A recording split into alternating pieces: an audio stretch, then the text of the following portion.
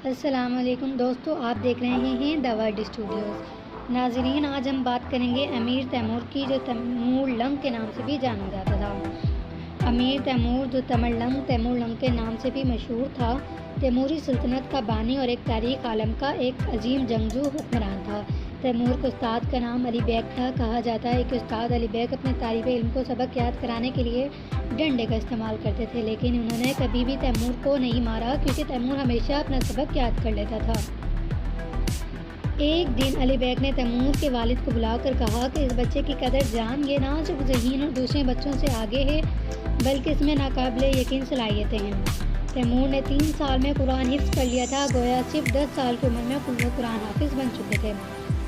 Timur ایک ترک قبیلے برلاق سے تعلق رکھتا تھا، جس کا چنگیز خان کے خاندان سے قریبی تعلق تھا۔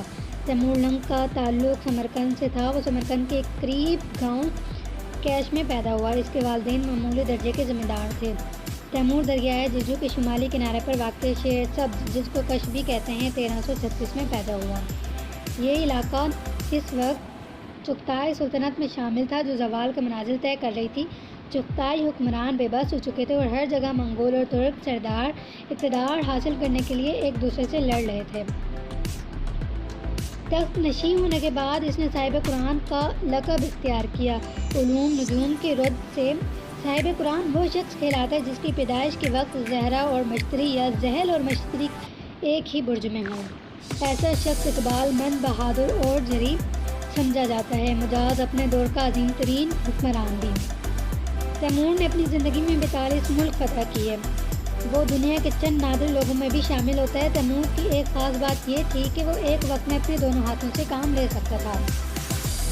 وہ ایک ہاتھ میں تلوار اٹھاتا اور دوسرے ہاتھ میں کلہوڑ۔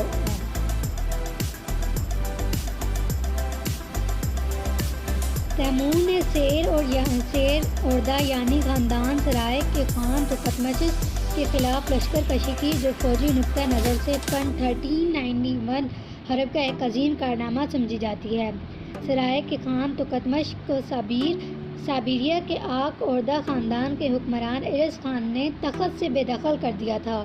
تیمور نے تحتمش کی مدد کی اور اس کو دوبارہ تخت دلا دیا، لیکن تحتمش خوارزم کو اپنی سلطنت کا ایک حصہ سمجھتا تھا، اس لیے اس نے تیمور کا احسان ماننے کے بجائے تیمور سے خوارزم کا واپسی کی مطالبہ کر دیا۔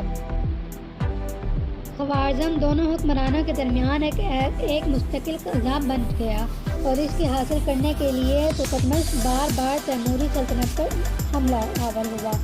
کبھی سیر دریا خوارزم کے راستے اور کبھی کپتار آذربائیجان کے راستے۔ تیمور نے تحتمش کی سرکوبی کے لیے 2 مرتبہ روس پر لشکر کشی کی۔ ان میں پہلی لشکر کشی 1391 میں سیر دریا یعنی دریائے سیہوں کے راستے کی گئی۔ تیمور اپنے عظیم لشکر قازقستان کے راستے جنوبی آتش اور رال تک بے آبدہ گیا میدانہ اور برف سے کامیابی سے گزار کر لے گیا اور دریائے کنزا کے کنارے موجود سمارا کے قریب 18 اپریل 1391 کو تحتمش کو ایک خونزیر جنگ میں شکست دی۔ روس کی مہم سے واپسی کے بعد تیمور نے 1392 میں ایران میں نئی لشکر کشی کا آغاز کیا، جو یورش 5 سالہ کہلاتی ہے۔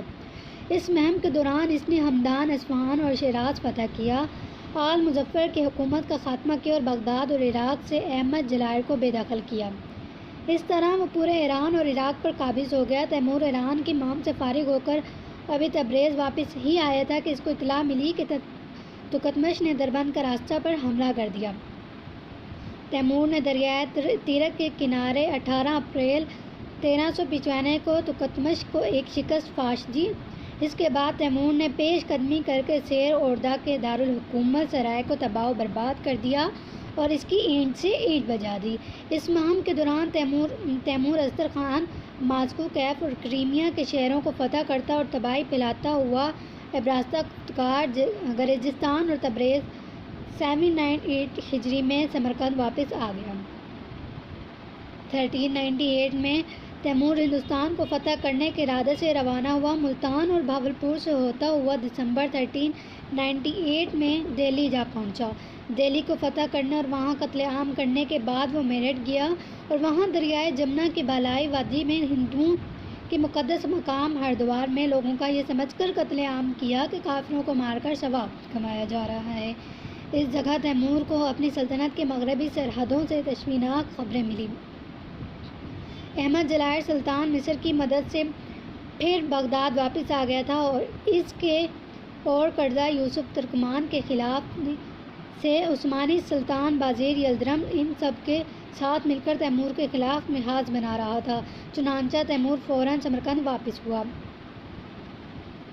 1399 میں تیمور سمرقند سے اپنی آخری اور طویل ترین مہم پر روانہ ہوا۔